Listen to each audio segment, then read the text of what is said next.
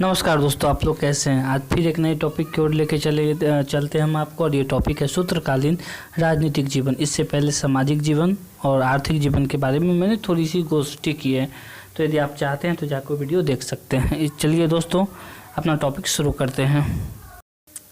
यदि बात करूं मैं सूत्रकालीन राजनीतिक दशा की, तो दोस्तों एक खास बात देखने लायक होती है कि धर्मसूत्रों में केवल राजतंत्र का ही उल्लेख पाया जाता है, क्योंकि वे सभी व्यवस्था के पक्षपाती होते हैं और वे राज्य को एक धार्मिक संस्था के रूप में देखते हैं, जिसमें राजा एवं प्रजा दोनों दैवी इच्छा अनुसार अपना अपना कार्य करते हैं। धर्मसूत्रों में राजा की निरंकुशता पर रोक लगाई गई है। इनके अनुसार राजा कुछ भी नहीं चाह सकते हैं, हौले हौले। इसका कथन है कि अत्याचारी राजा इहलोक तथा परलोक दोनों में ही दंडनीय के भागी हैं। इन लोगों का कहना है कि राजा हो ठीक है, लेकिन यदि गलत करोगे तो यहाँ तो सजा पाओगे, उस लोक में भी जाके सजा पाओगे। अतः राजा का कर्तव्य है कि वह जातियों तथा वर्गों का न्यायपूर्वक रक्षा करे। सूत्रकाल में धर्म ही राजा की निरंकुशता का नियमांक था। धर्म है तो राजा का उतना ही निरंकुश था। उसमें सभा और समिति जैसी यहाँ कोई बात ही नहीं होती थी। सम्राट कानूनों का निर्माता नहीं होता था, बल्कि उसका पालन करता था। वह राजा से अपनी सेवाओं के बदले कर देता था और लेता तो नहीं पर देता था, जो उसकी वृत्ति होती थी। बोधियान के अनुसार कर प्रजा की आय की छठी भाग होनी चाहिए थी और उतनी ही देनी हो। जो प्रजा का जितना पैसे होते थे वो छठा भाग जो है राजा को देना होता था।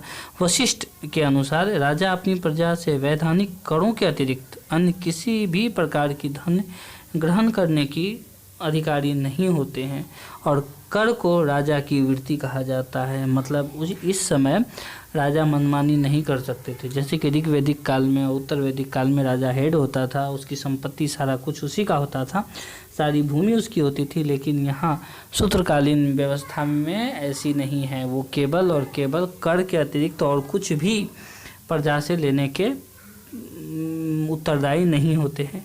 सम्राट जो है ब्राह्मण पुरोहितों की सलाह पर कार्य करता था। प्रशासन में ब्राह्मणों को सर्वोच्च स्थान दिया गया था। गौतम के अनुसार राजा और वेदज्ञ ब्राह्मण ये दोनों संसार की नैसर्गिक व्यवस्था का नियमन करता है। यही दोनों जो है संसार को चलाने का कार्य करता है। यह भी कहा गया है कि राजा सभी का स्वामी होता है, किंतु ब्राह्मण का नहीं होता। पुरोहितों के अतिरिक्त प्रसिद्ध ब्राह्मणों का एक प्रसिद्ध भी होता था, जो धार्मिक और राजनीतिक न्यायिक संबंधित मामलों पर राजा को सलाह देता था। राजपद अनुवांशिक होता था, यानी कि वंशानुवाद होता था।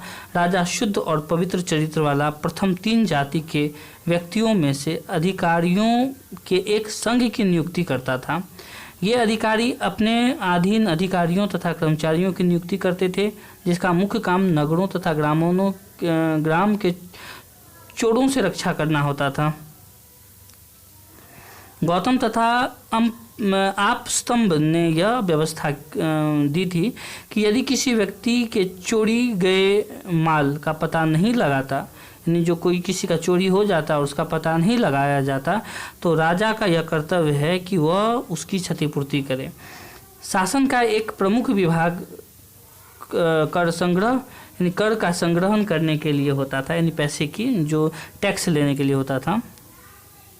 गौतम धर्मसूत्र में करों की एक लंबी सूची मिलती है। कृषि द्वारा उत्पादित वस्तुओं, व्यापार वाणिज्य की वस्तुएं, आयात निर्यात की वस्तुएं, पशु फलों, दवाइयों आदि पर भी कर लगते थे। शिल्पियों और श्रमिकों को जो कर नहीं दे सकते थे, माह के एक दिन एक महीना में किसी भी एक दिन राजा के यहाँ बेगारी खटना पड़ता था, जिसके लिए उसे कोई धन नहीं मिलता था। गौतम के अनुसार विशिष्ट के बदले वे राजा से भोजन पाने के अधिकारी थे। यदि वो काम करते थे तो वहाँ आने के बाद वो भोजन के अधिकारी थे, भोजन मिलता था। विद्वान, ब्राह्मण, अनाथ, स्त्रियाँ, विद्यार्थी, सन्यासी, वृद्ध आदि राजकीय करों से मुक्त होते थे। जो विद्वान थे, जो ब्राह्मण थे, जो अनाथ थे, जो विद्यार्थी थे, जो सन्यासी थे, ये लोग कर नहीं देते थे। युवाओं में सम्राट स्वयं सेना का नेतृत्व करता था। ग्राम शासन की प्रारंभिक इकाई थी ग्रामीणी, गांव का मुखिया होता था और वो प्रमुख भी होता था, जो युद्ध के समय सैनिक एवं शांति के समय नागरिक कर्तव्यों का निर्वहन करता था। यह स्पष्ट नहीं है कि वह राजा द्वारा नियुक्त पदाधिकारी था अथवा ग्रामीण जनता द्वारा निर्वाचित किया जाता था। उसकी सहायता के लिए अन्य कर्मचारी होते थे। स्थापित नामक एक अन्य पदाधिकारी का उल्लेख मिलता है। यह नगर पालिका एवं न्याय संबंधित मामलों का अध्यक्ष होता था। मित्रों, सूत्र के काल में ही हमें विकसित न्यायदान प्रणाली का चित्रण देखने को मिलता है। वेद, स्मृति, विद्वानों का आचरण ही विधि का स्रोत माने जाते थे। न्याय करते समय विधि जातियों एवं कुलों की प्रथाओं, पारंपरिक रीति रिवाजों आदि का पूरा ध्यान रखा जाता था। राजा ही मुख्य न्यायाधीश होते थे। अपराधियों को उचित दंड देना उसका पवित्र और प्रथम कर्तव्य होता था। राजा न्याय के लिए अन्य पदाधिकारियों की भी नियुक्ति करता था। गूढ़ मामलों में जो है कुछ परिषद बना के उसे कार्य सौंप दिया जाता था। तो दोस्तों, ये हो गई आपकी सूत्रकालीन व्यवस्था की जो है राजनीतिक जीवन। इसी के साथ ये टॉपिक यहीं ख़त्म होता है। अगले टॉपिक के लिए हम ज़रूर वीडियो बनाएंगे। आप सब्सक्राइब करें और मेरे चैनल को यदि अब तक देखें तो प्लीज़ सपोर्ट करें।